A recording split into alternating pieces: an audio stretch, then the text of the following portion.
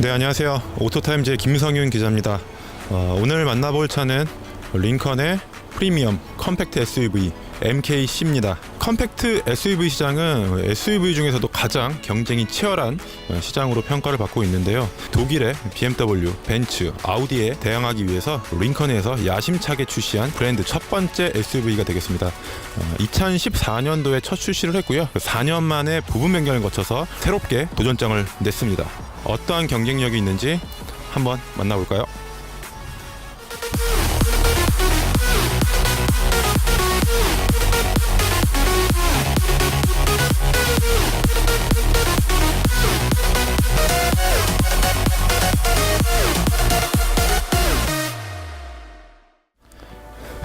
가장 큰 변화는 전면입니다. 기존 모델은 새 날개를 형상화한 라디에이터 그릴을 채용을 했는데, 이번 신형에 와서는 링컨의 플래그십 세단이죠. 컨티넨탈과 같은 링컨의 시그니처 라디에이터 그릴을 적용을 해서요, 좀 더 고급스러움을 표현을 한 게 특징이 되겠습니다.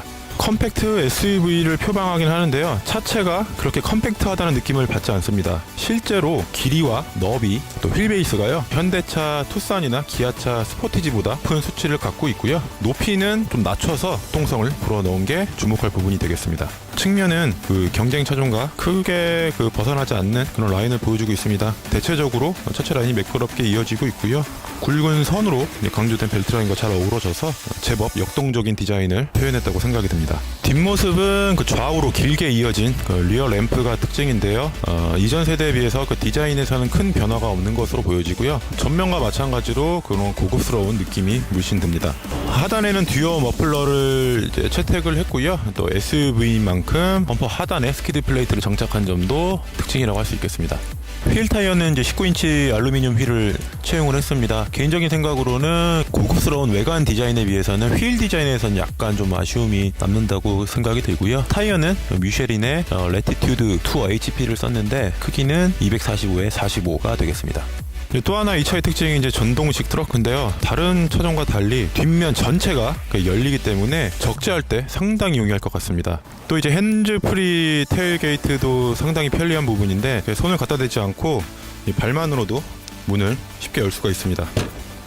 그래서 짐을 내리거나 실을 때 상당히 편리할 것 같습니다.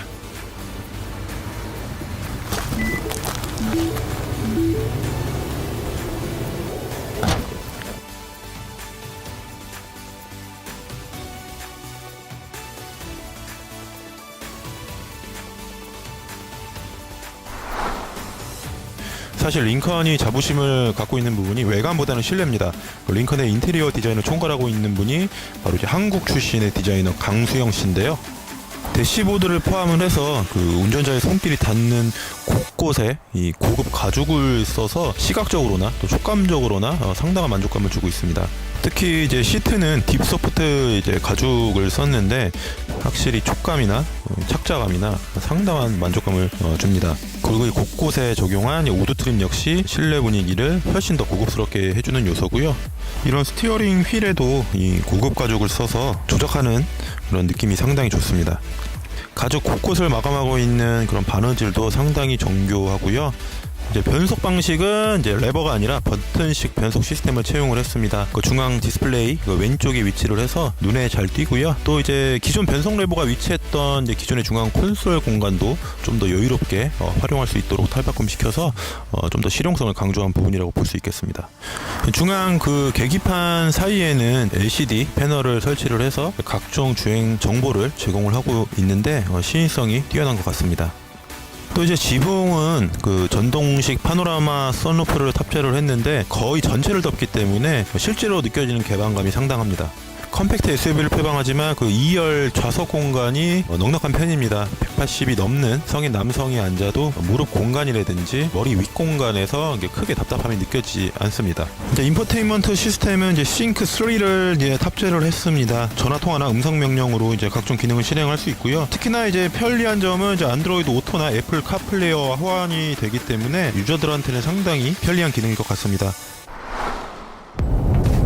차는 2.0 GTDI 가솔린 엔진을 탑재를 했습니다. 성능 245마력이고 토크는 38.0kgm입니다. 6단 자동 변속기를 적용을 했는데 이전 대비 이제 개선이 안 됐습니다. 최근 뭐 자동차 업계에서는 이 고단수의 이제 변속기를 채용하는 추세인데요. 지프 같은 경우에는 이 컴패스에 9단 자동 변속기를 적용을 했거든요. 그런데 이 MKC는 6단 자동 변속기를 고집을 하고 있습니다. 아무래도 이 연비 부분에 있어서도 좀 불리한 부분이겠죠. 지금 트립 컴퓨터 상에 나타난 연비는 이 8km에 미치지 못하거든요. 공인 연비가 이제 8.5인데 그게 지금 미치지 못하고 있습니다. 가솔린 엔진답게 확실히 뭐 직선 구간에서는 좀 경쾌하게 차가 앞으로 나가는 느낌이 들고요. 출력만큼의 성능을 보여주는 것 같습니다. 동급 다른 차량에 비해서 이 차가 좀 공차 중량이 많이 나가는 편인데 그래도 생각보다 발걸음이 좀 가볍고요. 초반 가속에서부터 속도를 좀 더 붙여 나가도요, 막힘이 없이 상당히 좀 경쾌하게 앞으로 나가는 느낌이 드네요. 역시 뭐 가솔린 엔진답게 상당히 정숙합니다. 최근 출시되고 있는 디젤 차들이 많이 소음이나 정숙성 부분에 있어서 예전보다 많이 좋아졌다고는 하지만 그래도 이 가솔린한테는 아직까지는 소음 부분에 있어서는 좀 비교가 불가능하다, 저는 이렇게 생각이 드네요. 서스펜션도 상당히 좀 부드러운 편입니다. SUV보다는 좀 더 세단 쪽에 가까운 그런 약간 편안한 그런 승차감을 제공하는 것 같고요.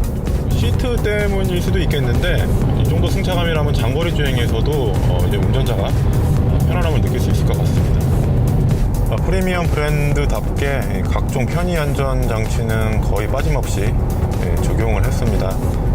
차선 이탈 방지 보조 장치라든지 어댑티브 크루즈 컨트롤 같은 그런 기능들을 넣었는데요. 이 스티어링 휠에서 손을 잠시 떼고 있어도 어느 정도 차선을 잘 잡아주고 있습니다. 그래서 뭐 어느 정도 반자율 주행이 좀 가능하다는 점은 좀 장점일 것 같습니다. 지금 이제 속도를 낼 수 있는 구간을 만나서 지금 주행 모드를 스포츠 모드로 바꿨는데요. 확실히 좀 엔진 회전수를 적극적으로 활용을 하고 표준 모드보다 좀 거친 느낌이 있는데요. 생각보다는 그렇게 뭐 역동적인 느낌은 들진 않습니다. 스티어링 휠은 전자식인데요. 아까 그 시내 주행에서는 부드럽고 가볍다는 느낌이 들었는데 속도를 좀 높이니까 무거워지는 그런 느낌이 드는데 안정감을 주는 그런 요소라고 생각이 듭니다. 확실히 급격한 코너링에서도 꽤나 괜찮은 실력을 보여주고 있습니다. 토크 벡터링 기술이 적용이 됐는데 차체가 쏠리지 않고요, 안정적으로 잘 잡아주고 있습니다.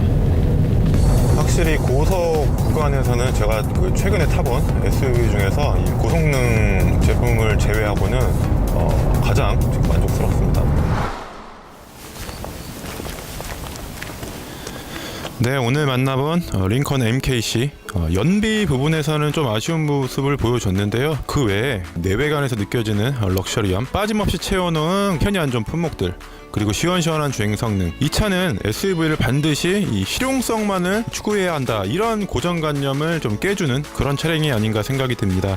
독일 브랜드에 조금 실증을 느끼셨던 소비자분들이라면 충분한 대안이 되지 않을까, 그런 판단이 듭니다.